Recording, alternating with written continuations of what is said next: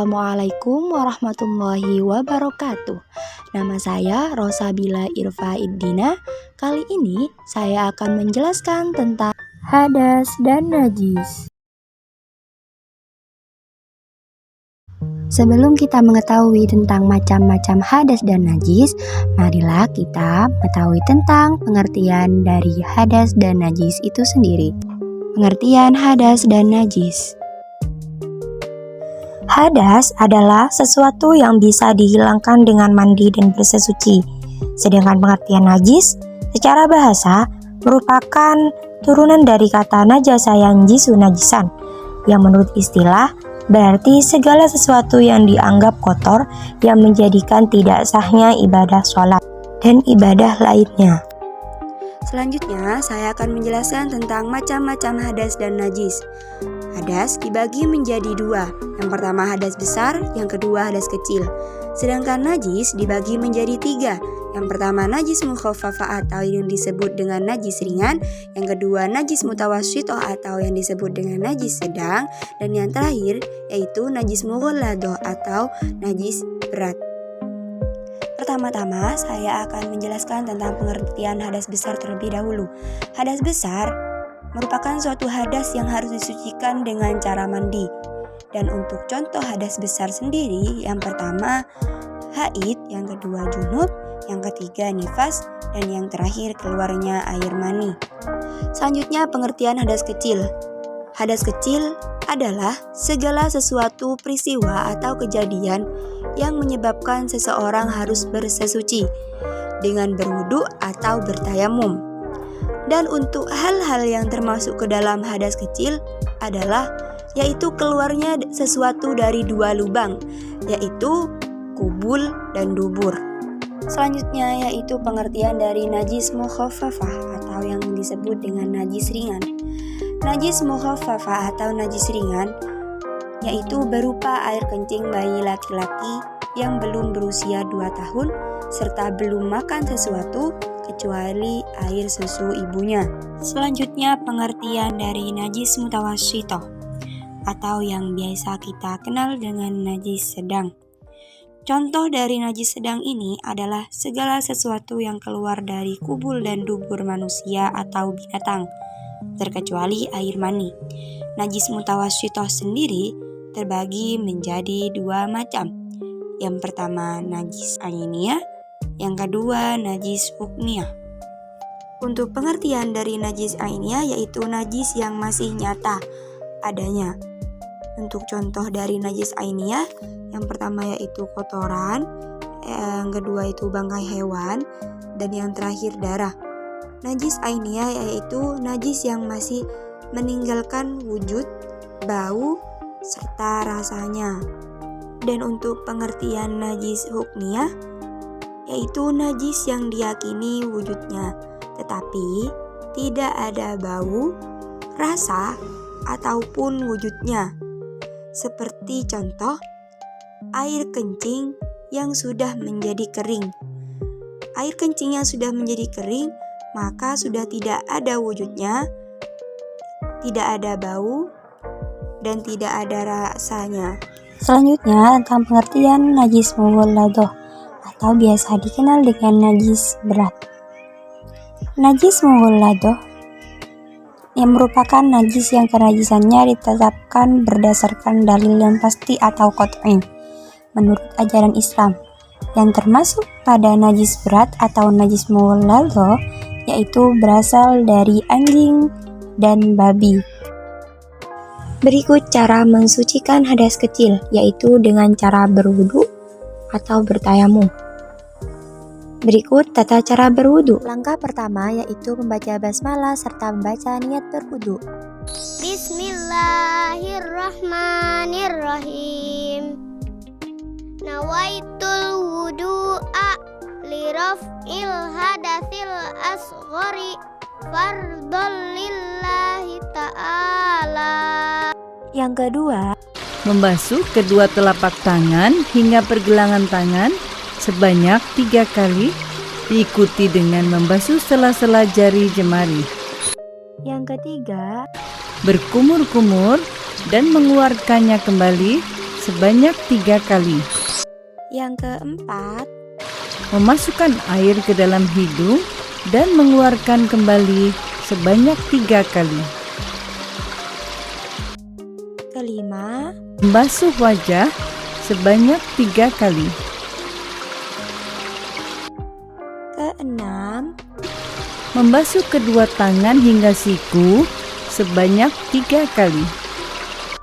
ketujuh, Mengusap sebagian kepala atau rambut sebanyak 3 kali. kedelapan, Membasuh kedua telinga sebanyak 3 kali. kesembilan, Basuh telapak kaki hingga mata kaki sebanyak 3 kali, diikuti dengan membasuh sela-sela jari jemari kaki. dan untuk yang terakhir, Tertib dan membaca doa setelah berwudu. Asyhadu an la ilaha illallah wahdahu la syarikalah wa asyhadu anna Muhammadan abduhu wa rasuluh. Allahumma ij'alni minat tawwabina waj'alni minal mutatahhirin. cara bersesuci yang kedua yaitu dengan cara bertayamum. Langkah pertama yaitu membaca niat tayamum. Bismillahirrohmanirrohim. Nawaitu tayammuma listibahati sholati fardhon lillahi ta'ala. Kemudian letakkan kedua telapak tangan pada tempat yang mengandung debu, dan debu tersebut harus dalam keadaan suci. Selanjutnya yaitu kedua telapak tangan ditiup atau dikibaskan untuk mengurangi debu-debu yang menempel pada kedua telapak tangan. Selanjutnya, usapkan kedua telapak tangan ke muka hingga merata, seperti mengusap wajah saat berwudu. Setelah itu, kedua telapak tangan diletakkan kembali pada tempat yang mengandung debu. Seperti langkah kedua, usahakan tempat debu tersebut berbeda. Dan jangan lupa dalam keadaan debu yang suci. Dan untuk langkah terakhir, yaitu mengusapkan kedua telapak tangan kembali seperti mengusap kedua telapak tangan ketika berwudu. Dan yang terakhir yaitu membaca doa akhir tayamum seperti doa pada akhir berwudu. Selanjutnya yaitu saya akan menjelaskan tentang cara bersesuci dari hadas besar. Sebab terjadinya hadas besar yaitu yang pertama karena haid dan nifas, yang kedua itu karena junub atau keluar air mani. Berikut niat-niat untuk mensucikan diri dari hadas besar. Yang pertama yaitu niat untuk menghilangkan hadas besar karena disebabkan oleh haid dan nifas. Bismillahirrohmanirrohim. Nawaitul ghusla li raf'il hadatil akbari minal haidi fardhon lillahi ta'ala. Selanjutnya, niat menghilangkan hadas besar karena disebabkan oleh janabah. Bismillahirrohmanirrohim. Nawaitul ghusla li raf'il hadatil akbari minal janabati fardhon lillahi ta'ala. Selanjutnya yaitu niat untuk menghilangkan hadas besar secara global atau secara umum. Bismillahirrohmanirrohim. Nawaitul ghusla li raf'il hadatil akbari fardhon lillahi ta'ala. Selanjutnya setelah membaca niat yaitu membersihkan kedua telapak tangan. Setelah membersihkan kedua telapak tangan, barulah mencuci kemaluan. Dan selanjutnya yaitu berwudu sebagaimana mestinya. Dan setelah berwudu, lanjut dengan membasuh rambut dan menyela pangkal kepala.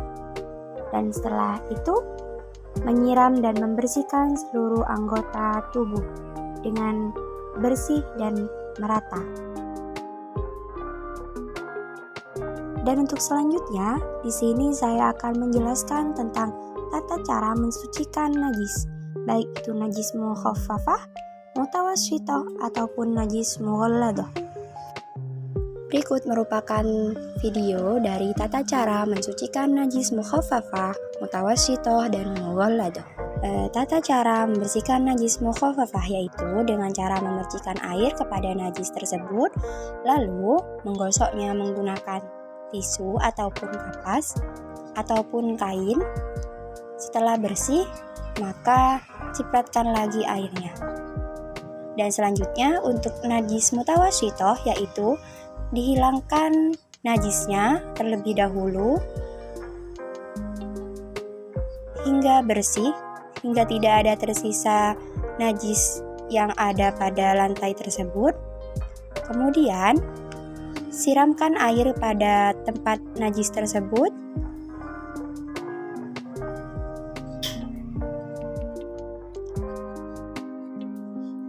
Dan kemudian keringkan dengan kain atau dengan tisu.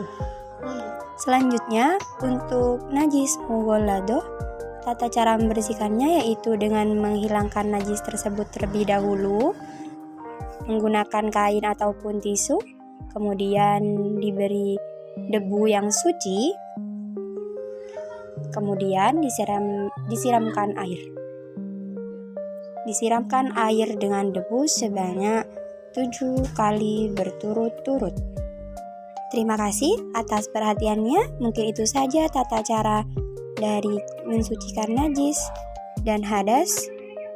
Cukup sekian. Wassalamualaikum warahmatullahi wabarakatuh.